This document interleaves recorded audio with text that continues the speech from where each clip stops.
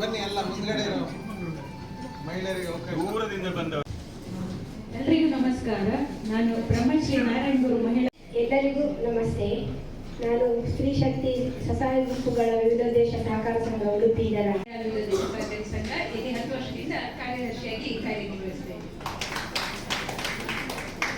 Okay, ಎಲ್ಲರ ಪರಿಚಯಗಳನ್ನ ಕೇಳಿದ್ರಿ. ನಿಮಗೆ ಸಮಯ ಸಿಕ್ಕಾಗ ಕೆಲಸ ಮಾಡ್ತೀವಿ. ಎಲ್ಲರಿಗೂ ನಮಸ್ಕಾರ. ಉಳಿದ 11 ಜನ ಮಹಿಳೆಯರಾಗ್ಬೋದು.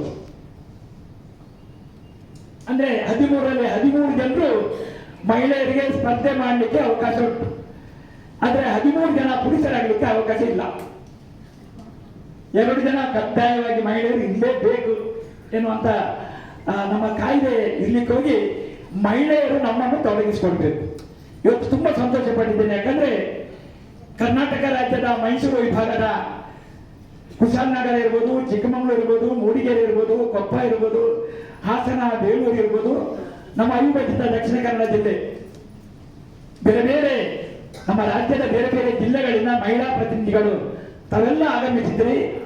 ಒಬ್ಬ ಜಿಲ್ಲೆಯ ನಾಗರಿಕನಾಗಿದ್ದುಕೊಂಡು ಜಿಲ್ಲೆಯ ಸಹಕಾರಿಗಳ ಪರವಾಗಿ ಈ ಜಿಲ್ಲೆಯ ಅಥವಾ ಇತರ ಜಿಲ್ಲೆಗಳಿಂದ ಬಂದ ಎಲ್ಲ ಮಹಿಳೆಯರಿಗೆ ನಾನು ಕೈ ಮುಗಿದು ಇನ್ನೊಮ್ಮೆ ಸ್ವಾಗತವನ್ನು ಬಯಸಿದ್ದೇನೆ.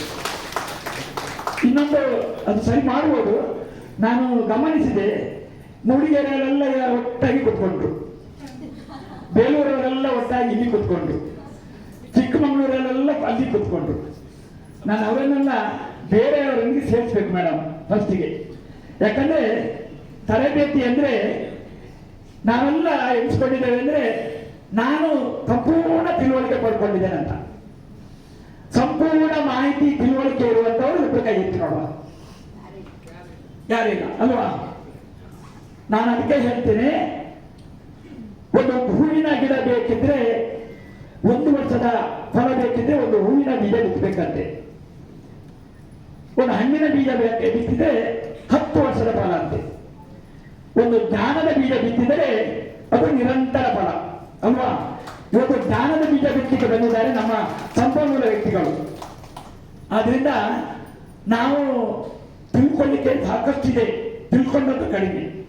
ನನ್ನ ವೈಯಕ್ತಿಕ ನೆಲೆಯಲ್ಲಿ ನಾನು ಹೇಳ್ತೇನೆ, ಸಹಕಾರಿ ಕ್ಷೇತ್ರದಲ್ಲಿ ಇಷ್ಟು ವರ್ಷ ಇದ್ರೂ ರಾಜ್ಯದ ಎಲ್ಲ ಜಿಲ್ಲೆಗಳನ್ನು ಸಂಪರ್ಕ ಮಾಡಿದ್ದೇನೆ, ದೇಶದ ಎಲ್ಲ ರಾಜ್ಯಗಳನ್ನು ಸಂಪರ್ಕ ಮಾಡಿದ್ದೇನೆ. ಆದ್ರೂ ಕಲಿತದ್ದು ಕಡಿಮೆ, ಕಲಿಲಿಕ್ಕೆ ಸಾಕಷ್ಟಿದೆ ಅಲ್ವಾ? ನನ್ನ ವೈಯಕ್ತಿಕ ಹೇಳೋದಾದ್ರೆ ನನ್ನ ಇವತ್ತಿಗೂ ನನ್ನ ಜ್ಞಾನ ಶೂನ್ಯಕ್ಕೆ ಬೆಲೆ ಬರುವುದು ಯಾವಾಗ? ಶೂನ್ಯಕ್ಕೆ ಯಾವಾಗ ಬೆಲೆ ಬರ್ತದೆ? ಶೂನ್ಯದ ಎಡಬದಿಯಲ್ಲಿ ಅಂಕೆಯನ್ನು ಸೇರಿಸಿದ್ರೆ ಮಾತ್ರ ಅಲ್ವಾ? ಶೂನ್ಯದ ಎಡಬದಿಯಲ್ಲಿ 1 ಹಾಕಿದ್ರೆ 10 ಆಯ್ತು, ಶೂನ್ಯದ ಎಡಬದಿಯಲ್ಲಿ 9 ಹಾಕಿದ್ರೆ 90 ಆಯ್ತು. ಈಗ ಶೂನ್ಯಕ್ಕೆ ಎಷ್ಟು ಬೆಲೆ ಬಂತು? ಕೇವಲ 1 ಅಂಕೆಗೆ ಒಂದು ಏನೋ ಬೆಲೆ ಇಲ್ಲದ ಶೂನ್ಯ ಹಾಕಿದ್ರೆ ಅದಕ್ಕೆ ಆ ಅಂಕೆಯ ಬೆಲೆ 9 ಅಷ್ಟು ವೃದ್ಧಿ ಮಾಡೋದರ ಮುಖಾಂತರ ನಾವು ಇವತ್ತು ಆ ಅಂಕೆಯನ್ನು ಸೇರಿಸುವಂತ ಕೆಲಸವನ್ನು ಸಂಪನ್ಮೂಲ ವ್ಯಕ್ತಿಗಳು ಮಾಡ್ತಿದ್ದಾರೆ. ದಯವಿಟ್ಟು ನಾನು ವಿನಂತಿ ಮಾಡೋದಿಷ್ಟೇ, ಇದು ಭಾಷಣ ಅಲ್ಲ, ಸಾಕಷ್ಟು ಸಂಪನ್ಮೂಲ ವ್ಯಕ್ತಿಗಳು ತಿಳುವಳಿಕೆ ನೀಡುವವರು ನಮಗೆ ಮಾಹಿತಿ ನೀಡ್ತಾರೆ. ದಕ್ಷಿಣ ಜಿಲ್ಲೆ ಈಗ 97 ನಂತರ ಅದು ಎಂಗಡ ನಂತರ ಉಡುಪಿ ಬೇರೆ ಆಯಿತು, ಮಂಗಳೂರು ಬೇರೆ ಆಯಿತು. ಆದರೆ ಅವಿಭಜಿತ ದಕ್ಷಿಣ ಜಿಲ್ಲೆ ಇವತ್ತು ಸಹಕಾರಿ ಕ್ಷೇತ್ರದಲ್ಲಿ ಮಾಡಿದ ಸೇವೆ, ಮಾಡಿದ ಕೊಡುಗೆಗಳು ಇವತ್ತು ಇತರ ಜಿಲ್ಲೆಗಳು, ದೇಶದ ಇತರ ಜಿಲ್ಲೆಗಳು ಅದನ್ನು ಅನುಸರಿಸುವಂಥ ಒಂದು ವ್ಯವಸ್ಥೆಗೆ ಮುಂದಾಗಿದ್ದಾದರೆ ಖಂಡಿತವಾಗಿ ಅವಿಭಜಿತ ದಕ್ಷಿಣ ಜಿಲ್ಲೆಯ ಸಹಕಾರಿಯ ಕೊಡುಗೆ ಏನೆಂಬುದನ್ನು ನಾವೊಮ್ಮೆ ಅರ್ಥ ಮಾಡಬೇಕಾಗ್ತದೆ. ಬಹುಶಃ ನಮ್ಮ ಜಿಲ್ಲೆಯಲ್ಲಿ ಬಹಳಷ್ಟು ಸಹಕಾರಿ ಸಂಘಗಳಿರ್ಬೋದು, CA ಬ್ಯಾಂಕ್ಸ್ ಇರ್ಬೋದು, ಸಹಕಾರಿ ವ್ಯವಸ್ಥೆಯಲ್ಲಿರುವಂಥ ಬಹಳಷ್ಟು ಕೋಆಪರೇಟಿವ್ ಸೊಸೈಟಿಗಳಿದೆ. ಆದರೆ ಬೇರೆ ಜಿಲ್ಲೆಗಳಿಗೆ ನಾವು ಹೋಲಿಕೆ ಮಾಡಿದಾಗ ನಮ್ಮ ಜಿಲ್ಲೆಯ ಈ ವ್ಯವಸ್ಥೆಗಳು ಇವತ್ತು ಯಾವ ರೀತಿ ರಾಷ್ಟ್ರೀಕೃತ ಬ್ಯಾಂಕ್ಗಳು ಜನರಿಗೆ ಸೇವೆಗಳನ್ನು ನೀಡ್ತೇವೆ, ಬಹುಶಃ ಅದಕ್ಕಿಂತ ಒಂದು ಹೆಜ್ಜೆ ಮುಂದಿಟ್ಕೊಂಡು ಜನರಿಗಾಗಿ ಈ ಒಂದು ಸಹಕಾರಿ ವ್ಯವಸ್ಥೆಗಳನ್ನು ನಾವು ನಡೆಸ್ಕೊಂಡು ಬರ್ತಿದ್ದೇವೆ. ಬಹುಶಃ ಬಹಳ ವಿಶೇಷ ಏನಂತ ಹೇಳಿದ್ರೆ, ಸಹಕಾರಿ ವ್ಯವಸ್ಥೆಯಲ್ಲಿ ಕೂಡ ನಾವು ಮೇಲುಗೈ ಸಾಧಿಸಿದ್ದೇವೆ.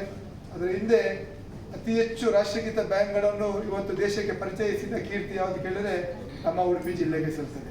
ಸಿಂಡಿಕೇಟ್ ಬ್ಯಾಂಕ್ ಇರ್ಬೋದು, ಕಾರ್ಪೊರೇಷನ್, ವಿಜಯ, ಕೆನರಾ ಬ್ಯಾಂಕ್ ಅಂತ ರಾಷ್ಟ್ರೀಕೃತ ಬ್ಯಾಂಕ್ಗಳು ನಮ್ಮ ಜಿಲ್ಲೆಯಲ್ಲಿ ಹುಟ್ಟಿ ನಮ್ಮ ಜಿಲ್ಲೆಯ ಮೂಲಕ ನಮ್ಮ ಸೇವೆಯನ್ನು ಪ್ರಾರಂಭಿಸಿದೆ. ಆದರೆ ನಮ್ಮ ಜಿಲ್ಲೆಯಲ್ಲಿ ರಾಷ್ಟ್ರೀಕೃತ ಬ್ಯಾಂಕ್ ಪ್ರಾರಂಭ ಆದರೂ ಕೂಡ ನಾವು ಸಹಕಾರಿ ವ್ಯವಸ್ಥೆಯಲ್ಲಿ ಏನು ಕಮ್ಮಿ ಇಲ್ಲ. ಒಂದು ದೇಶದ ಆರ್ಥಿಕತೆಗೆ ಯಾವ ರೀತಿ ಇವತ್ತು ನಮ್ಮ ನಮ್ಮ ರಾಷ್ಟ್ರೀಕೃತ ಬ್ಯಾಂಕ್ಗಳು ತಮ್ಮ ಸೇವೆಗಳನ್ನು ನೀಡ್ತಿದೆ, ಬಹುಶಃ ಅದೇ ರೀತಿ ಇವತ್ತು ಸಹಕಾರಿ ವ್ಯವಸ್ಥೆಗಳು ಕೂಡ ಜನರ ಮನೆ ಬಾಗಿಲಿಗೆ ಒಂದು ವ್ಯವಸ್ಥೆಯನ್ನು ಕೊಂಡೊಯ್ಯುವಂಥ ಕೆಲಸಗಳನ್ನು ಮಾಡ್ತಿದೆ. ಇವತ್ತಿನ ಈ ಕಾರ್ಯಕ್ರಮದ ಮೂಲಕ ಬಹಳ ಒಂದು ಅರ್ಥಪೂರ್ಣವಾದ ಕಾರ್ಯಕ್ರಮ ಅಂತ ನಾನು ಭಾವಿಸ್ತೇನೆ. ಏಕೆಂದರೆ ಇವತ್ತು ಮಹಿಳೆಯರು ಕೂಡ ಸಹಕಾರಿ ಕ್ಷೇತ್ರದಲ್ಲಿ ಮುಂದುವರಬೇಕು. ಯಾಕಂದರೆ ಯಾವುದೇ ರೀತಿಯ ಭೇದ ಭಾವಗಳಿಲ್ಲದೆ ಎಲ್ಲ ಕ್ಷೇತ್ರಗಳಲ್ಲಿ ಇವತ್ತು ಮೀಸಲಾತಿಗಳಿದೆ. ಇವತ್ತು ರಾಜ್ಯಕ್ಕೆ ಇರ್ಬೋದು, ಬೇರೆ ಬೇರೆ ಕ್ಷೇತ್ರಗಳಲ್ಲಿ ಇವತ್ತು ಮೀಸಲಾತಿಗಳಿದೆ. ಆ ಸಂದರ್ಭದಲ್ಲಿ ಮಹಿಳೆಯರು ಕೂಡ ಇವತ್ತು 2 ಜನರಿಗೆ ಇವತ್ತು ಪ್ಯಾಕ್ಸ್ ಇರ್ಬೋದು, ಬೇರೆ ಬೇರೆ ಸೊಸೈಟಿಗಳಲ್ಲಿ ಕೂಡ ಅಂದರೆ ಇತರರಿಗೆ ಕೂಡ ಅವಕಾಶ ಉಂಟು. ಆದರೆ ಕನಿಷ್ಠ 2 ಜನರಿಗೆ ಒಂದು ಮಹಿಳಾ ಮೀಸಲಾತಿಯ ಮೂಲಕ ಇವತ್ತು ಸಹಕಾರಿ ಕ್ಷೇತ್ರದಲ್ಲಿ ಕೆಲಸ ಮಾಡುವಂಥ ಅವಕಾಶವನ್ನು ಇವತ್ತು ಸರ್ಕಾರ ಮಾಡಿಕೊಟ್ಟಿದೆ. ಬಹುಶಃ ಅದರ ಸದುಪಯೋಗವನ್ನು ಕೂಡ ತಾವು ಪಡ್ಕೊಳ್ಬೇಕು. ಖಂಡಿತವಾಗಿಯೂ ಮಾತಾಡ್ಲಿಕ್ಕೆ ಹೋಗೋದಿಲ್ಲ. ಯಾಕೆಂದರೆ ಒಂದು ರಿಸೋರ್ಸ್ ಪರ್ಸನ್ನ ಇರ್ಲಿಕ್ಕೆ ಹೋಗಿ ಒಂದು ಕಾರ್ಯಕ್ರಮದ ಉದ್ದೇಶ ಈಡೇರಬೇಕಾದ್ರೆ ಆ ಕಾರ್ಯಕ್ರಮದ ಉದ್ದೇಶಗಳು ತಮಗೆ ತಿಳಿಯಪಡಿಸಬೇಕಾಗ್ತದೆ. ಖಂಡಿತವಾಗಿಯೂ ಈಗಾಗಲೇ ಈ ಹಿಂದೆ ರಾಜ್ಯಕ್ಕೆ ಸೀಮಿತವಾಗಿದ್ದ ನಮಗೆ ಸಹಕಾರಿ ವ್ಯವಸ್ಥೆಗಳು ಬಹುಶಃ 2019ರಲ್ಲಿ ನಮ್ಮ ಪ್ರಧಾನಿ ನರೇಂದ್ರ ಮೋದಿ ಅವರು ಇದನ್ನು ಇನ್ನಷ್ಟು ವಿಸ್ತರಿಸಬೇಕು, ಸಹಕಾರಿ ವ್ಯವಸ್ಥೆಯ ಮೇಲಿರುವ ನಂಬಿಕೆ ಹೆಚ್ಚಿಸಬೇಕು, ವಿಶ್ವಾಸವನ್ನು ಹೆಚ್ಚುಪಡಿಸಬೇಕು, ಅದಕ್ಕೆ ಒಂದು ಫೈನಾನ್ಷಿಯಲಿ ಡಿಸಿಪ್ಲಿನ್ ಕೂಡ ಒಂದು ಸಹಕಾರಿ ವ್ಯವಸ್ಥೆಯಲ್ಲಿ ತರಬೇಕೆಂಬ ಉದ್ದೇಶ ಇಟ್ಕೊಂಡು ಇವತ್ತು ಕೇಂದ್ರದಲ್ಲಿ ಕೂಡ ಪ್ರತ್ಯೇಕವಾದ ಸಚಿವಾಲಯವನ್ನು ಪ್ರಾರಂಭಿಸುವ ಮೂಲಕ ಸಹಕಾರಿಗಳ ಗೌರವವನ್ನು ಹೆಚ್ಚಿಸುವಂಥ ಕೆಲಸ ಇವತ್ತು ನರೇಂದ್ರ ಮೋದಿ ಅವರು ಮಾಡಿದ್ದಾರೆ.